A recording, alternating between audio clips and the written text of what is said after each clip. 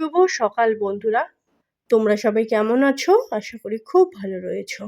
আজকের ব্লগটা এখান থেকেই শুরু করলাম। সময়ের অভাবে তোমাদের সাথে তো ভিডিও শেয়ার করা হয় না, তাই জন্য ভাবলাম যা নিত্য নতুন কাজকর্ম করি সেগুলোই তোমাদের সাথে শেয়ার করি। আমি এখন ভোর ভোর উঠে প্রায় 5টা মতো বাজে উঠে এখন গঙ্গা স্নানে যাচ্ছি। এই দেখো, যেখানে প্রত্যেক রবিবার আমি আসি চা খেতে, সেই পাড়েই এসেছি। এসে দেখলাম এখানে গঙ্গার কাজ এখনো কমপ্লিট হয়নি। তার জন্যই আমাদেরকে চলে যেতে হবে অন্য এক ঘাটে। তার জন্যই এবার চলে যাব।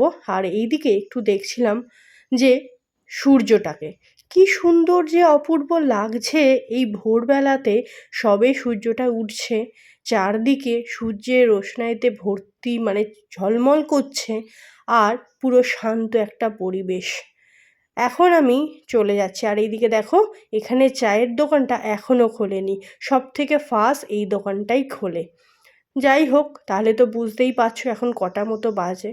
আর এখন আমি চলে এসেছি যে ঘাটে আমরা স্নান করব। এটা হচ্ছে স্ট্যান্ড, শুরু যেখান থেকে সেইখানেই এসেছি। মানে ফেরিঘাটের পাশে একটা ঘাট আছে যেখানে চান করে। তো এবার ওখানে আমি চান করব। আর এই দেখো, এইদিকে হচ্ছে জায়গাটা সেই, কি সুন্দর শান্ত নিরিবিলি একটা পরিবেশ। আমি এবার স্নান করে নিই, আবার আমাকে অফিস যেতে হবে কলকাতাতে। আর যদিও এই ভিডিওটা তোমরা আজকে দেখছো, কারণ ভিডিওটা আমার কালকে বানানোর। কারণ স্নান করার এত ভোরে এবার বলে দিই, আমার ওই বাড়িতে, মানে আমরা যে বাড়িতে থাকি, আমার বাপি যে বাড়ি, মানে নিজের যে বাড়িটা, সেই বাড়িতে এক দিদা মারা গেছেন। তো সেক্ষেত্রে আমাদের গায়ে তো ওষুধ ছিল।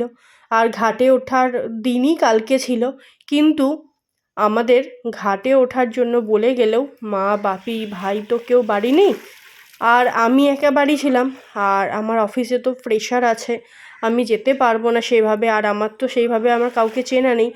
ঘাটে উঠলে কাউকে একজনকে কিছু দিতে হয়, মানে জামা টামা কিছু দিতে হয়। আমাকে দেওয়ার মতো ওখানে কে আছে না আছে যায়নি। সকালবেলা অফিসে যেতে হবে, তাই আমি নিজেই যেভাবে ঘাটে ওঠে ওইভাবে উঠেছি, গঙ্গায় স্নান করে নিয়েছি। এখন বাই।